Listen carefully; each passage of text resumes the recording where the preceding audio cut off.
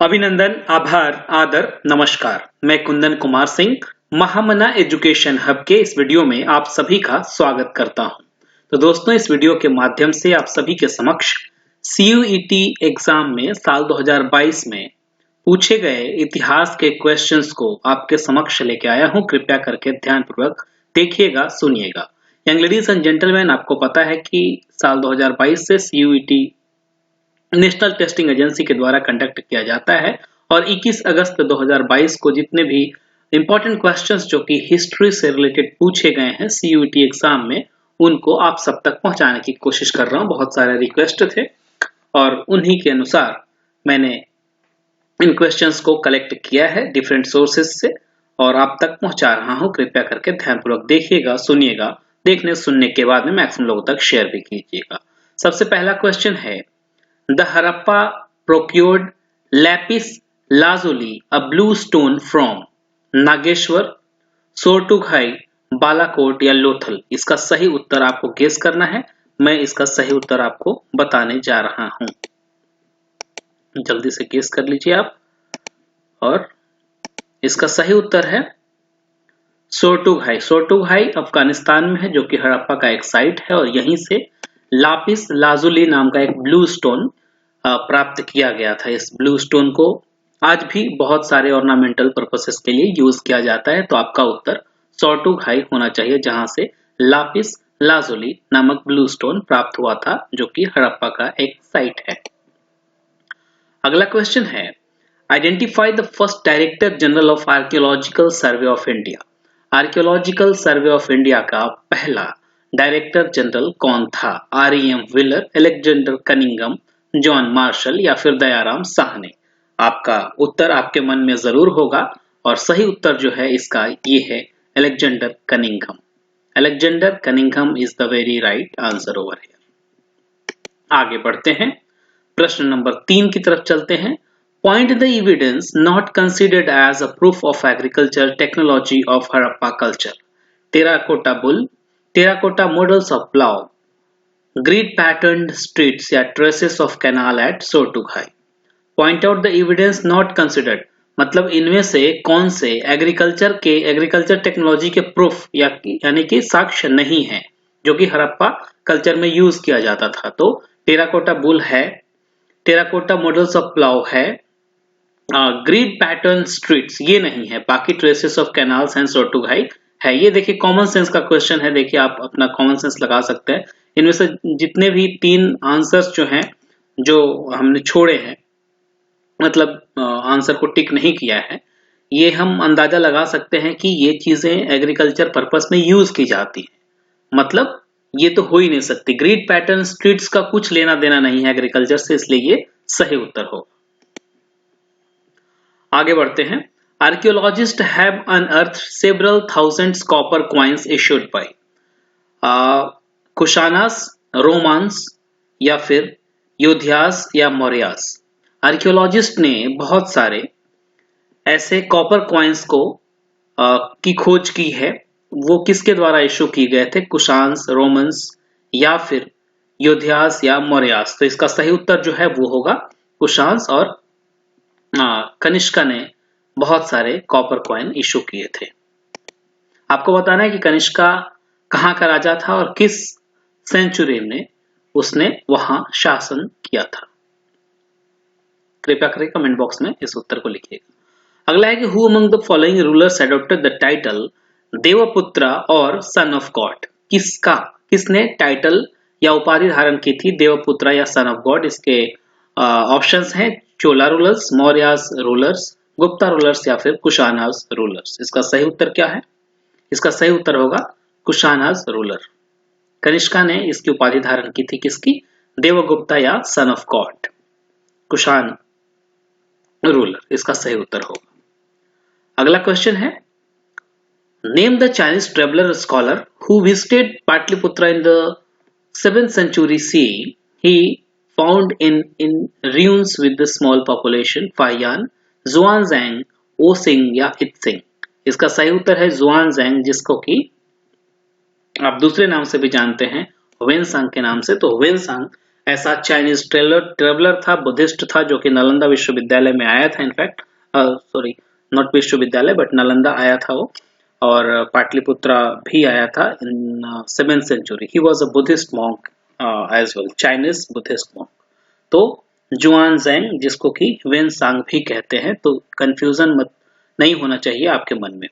देखिए, प्रश्न का जो स्टैंडर्ड है नेशनल टेस्टिंग एजेंसी का, चाहे वो सीयूईटी यूजी का हो, पीजी का हो, तो स्टैंडर्ड पहले से काफी ज्यादा बढ़ चुका है। इनफैक्ट जो भी पहले एंट्रेंस एग्जामिनेशन होते थे उनके मुकाबले अगर इनके स्टैंडर्ड को देखें तो अच्छे और ट्रिकी क्वेश्चंस लेके आ रहे हैं, थोड़ा कॉमन सेंस को यूज करने वाला प्रश्न होता है इनका। तो ध्यान दीजिए, जो भी चीजें हो वो कॉन्सेप्ट से लेकर के चलिएगा। जो भी चीजें आपको आती हो जरूर उसमें थोड़ा सा लॉजिक, रीजनिंग और एनालिटिक्स यूज कीजिएगा उसको सॉल्व करने में, तभी आपका जो प्रश्न है उसका उत्तर सही हो पाएगा।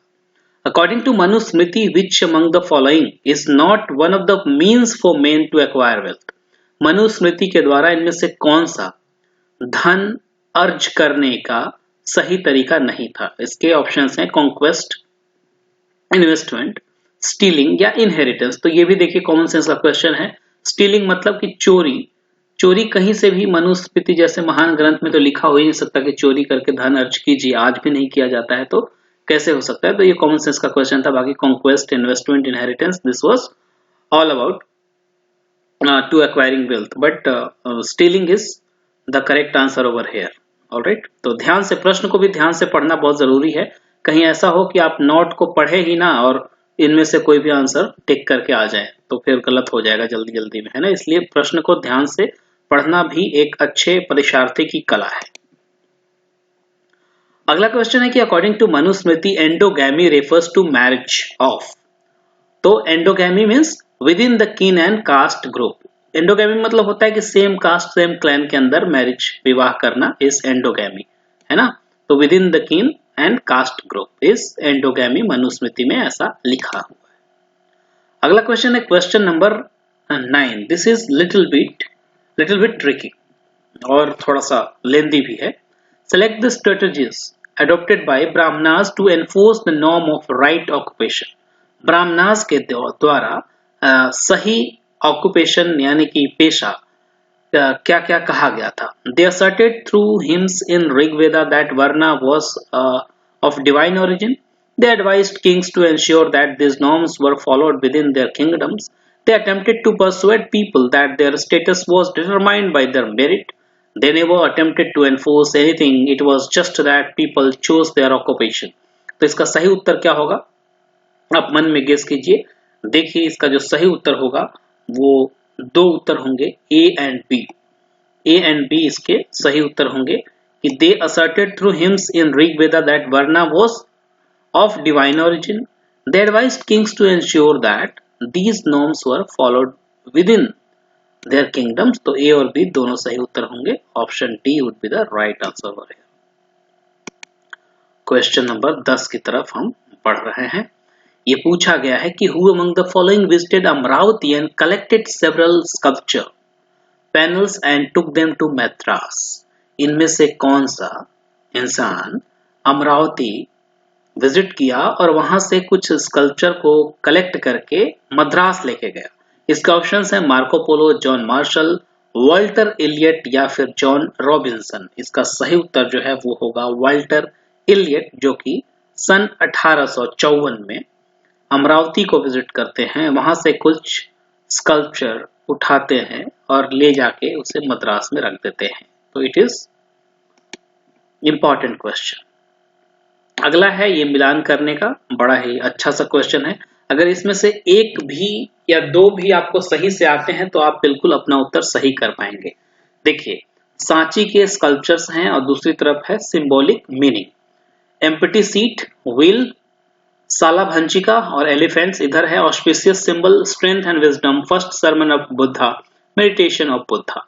तो देखिए, मुझे भी दो ही आते हैं एक्चुअली में, सही से बताऊं तो, लेकिन दो से मेरा सही उत्तर कैसे निकलता है?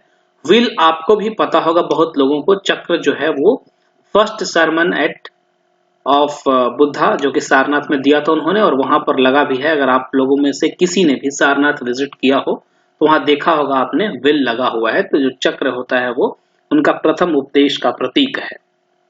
किनका? लॉर्ड बुद्धा का।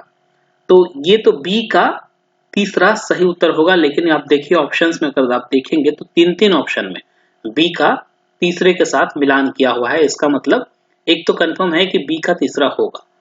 हमें दूसरा पता है कि एम्प्टी सीट का मतलब होता है कि meditation of Buddha. Meditation of Buddha empty seat का भी मतलब होता है। तो ये देखिए चार, देखिए बी का तीसरा और फर्स्ट वन का चौथा, ये सिर्फ ऑप्शन एक ही है जो कि ऑप्शन नंबर 4 है, इसलिए ये सही उत्तर होगा।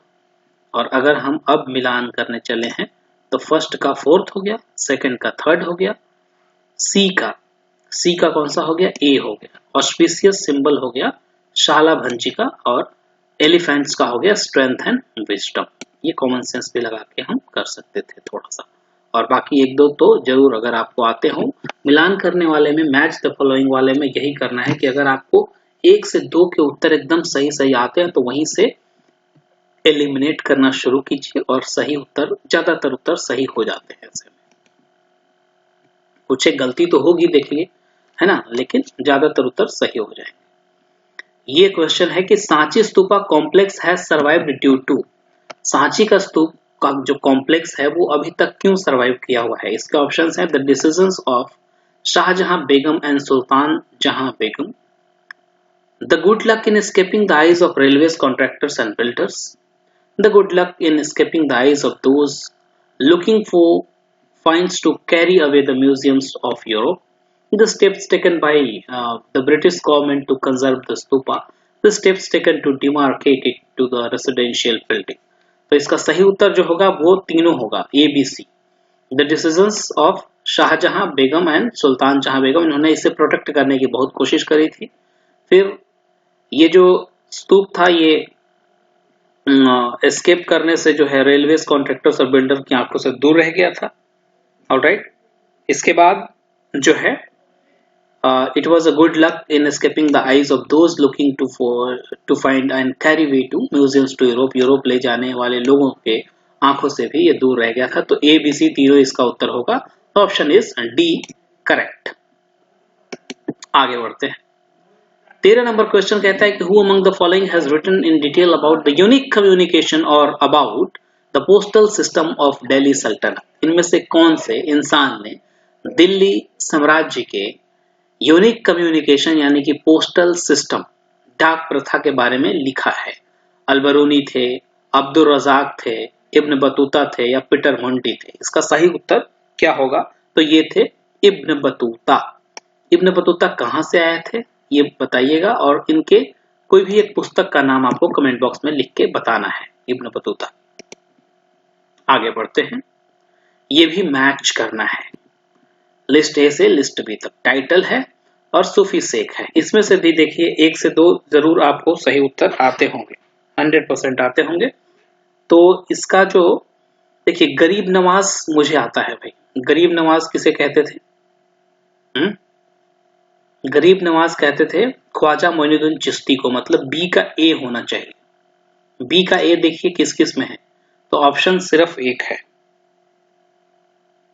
ऑप्शन गरीब नवाज का ख्वाजा मोइनुद्दीन चिश्ती, बी का एक ही दिख ही रहा है, तो इसलिए option A would be the correct answer over here. ठीक है, चिराग दिल्ली देखिए,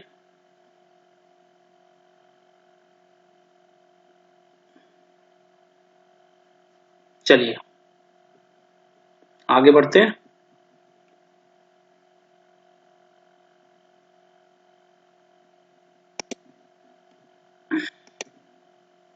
ये है question number 15। Andal, a woman Alvar saw herself as beloved of Krishna, Vishnu, Shiva और गणेश। तो इसका सही उत्तर है विष्णु। अंदल एक महिला थी जिन्होंने विष्णु भगवान को अपना बिलव्ड माना था। अगला है, ये भी मैच द फॉलोइंग है। इस तरफ लिस्ट 1 है, इस तरफ लिस्ट 2 है। शहादा, सलत, सान या फिर जकत, इसको क्या कहते हैं? देखिए जकत का मीनिंग मुझे पता है। जकत का मीनिंग होता है गिविंग आर्म्स मतलब किसी को भिक्षा देना, और शाम का मीनिंग है SAWM, शाम का मीनिंग है fasting during the month of Ramzan. तो सी का फर्स्ट देखिए किसमें है, सी का फर्स्ट एंड डी का 3 होना चाहिए, सी का फर्स्ट एंड डी का 3, ये एक ही है इसका सही उत्तर, दैट इज 1। ठीक है, बाकी आप इसे रोक करके वीडियो को पॉज करके आप खुद टिक लगा सकते हैं, जो इंपॉर्टेंट हो जिसका मीनिंग आपको पता नहीं हो तो you can note it down into your notebook. आगे बढ़ते हैं, ये भी मैच द फॉलोइंग है, इसमें से मुझे एक ही आता था डोमिंगो पेस। डोमिंगो पेस जो था वो पोर्चुगल का रहने वाला था, तो ए का फोर्थ देख लीजिए किसमें है, ए का फोर्थ एक ही ऑप्शन में है, दैट इज डी, तो ये सही उत्तर होगा। बाकी अब्दुल रजाक जो थे वो कहां से थे, वो थे पर्शिया से। ठीक है, निकोलो द कोंटी आपको पता ही होगा, ये इटली के थे, है ना। तो this was all about this question. आगे बढ़ते हैं, हाँ, arrange the following ascending order, Aravidu dynasty, Saluva dynasty, Tuluva dynasty और संगम डायनेस्टी, इसको हमें असेंडिंग ऑर्डर में अरेंज करना है। ठीक है ना, अरेंज करना है हमें इसे असेंडिंग ऑर्डर में। तो सबसे पहले क्या आएगा, सबसे पहले आएगा संगम डायनेस्टी, ठीक है ना। संगम डायनेस्टी के बाद आएगा सलवास डायनेस्टी, इसके बाद क्या आएगा, इसके बाद आएगा तुलवास डायनेस्टी और इसके बाद अराइवेदो डायनेस्टी आएगा। तो the correct answer would be D B C A, that is C, option C is the correct answer over है। तो इसलिए देखिए वन लाइनर आपने देखा अभी तक 18 क्वेश्चन सॉल्व करने में कि कोई भी वन लाइनर ऐसा प्रश्न इतना आसान सा नहीं आया, कुछ एक आए हैं बट ज्यादातर जो क्वेश्चन है वो लेंथी क्वेश्चन है, थोड़ा सा क्रिटिकल है, जो आपको सोचने पर मजबूर करे, या जब तक आपके पास पूरी इंफॉर्मेशन नहीं होती है तब तक आप पूरे सवाल का उत्तर सही नहीं दे सकते। जैसे ये आपको ईयर नहीं पता है या फिर जब आपने इन चीजों को बहुत ही क्रोनोलॉजी में नहीं पढ़ा है तो आप उत्तर गलत करके आ जाएंगे। इसलिए जरूरी है कि अब एकदम बिल्कुल कॉन्सेप्ट के साथ और एनालिटिक्स का उपयोग करके एकदम अपने दिमाग को रीजनिंग लॉजिक लगा के तब आपको इन सब चीजों को सॉल्व करना है ना। एक और क्वेश्चन है, क्वेश्चन नंबर 19, जो कि अगेन थोड़ा सा ट्रिकी दिख रहा है कि Abdul Razzaq was greatly impressed by unique features of Vijayanagara's fortification. Choose the feature of Vijayanagara fort. 8 lines of fort were constructed. ये तो गलत है क्योंकि 7 lines थे। No mortar was used in construction. The stone blocks were wedge shaped. Circular bastion and pyramids were there in the forts, and fortification did not enclose agriculture tracts. इसका जो सही उत्तर होगा वो होगा option second, that is B and C only, that is no mortar was used in the construction and the stone blocks were wedged shaped। बाकी ये 7 lines थे, circular bastion ये भी नहीं थे और fortification did not enclose agriculture tracts, तो लेकिन ये enclose करता था agriculture tracts के, इसलिए E भी गलत हो गया। तो B और C जो हैं इसके सही उत्तर होंगे। अगला क्वेश्चन है क्वेश्चन नंबर 20। ये कह रहा है कि most peasants during the Mughal rule in India produced a minimum of how many crops, 7432। तो इसके 2 क्रॉप्स थे, बेसिकली 2 क्रॉप्स उपजाए जाते थे किसके समय में, मुगल रूल के समय में, पिजन्स के द्वारा। अगला क्वेश्चन है arrange the following capital cities of Mughals according to the timeline. Fatehpur Sikri, Shahjahanabad, Agra, Lahore. ये एक अच्छा क्वेश्चन है, जरूर एक अच्छा क्वेश्चन है। तो ये जो सही उत्तर होगा इसका होगा सबसे पहला होगा लाहौर, इसके बाद होगा फतेहपुर सिकरी, इसके बाद होगा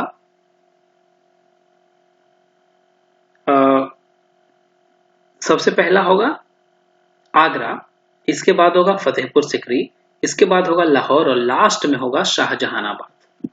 ऑलराइट, आपको बाबर, हुमायूं, अकबर, शाहजहां, इन सबके राजधानी जो है अलग अलग याद रखना होगा, टाइम पीरियड्स और उनके कैपिटल्स।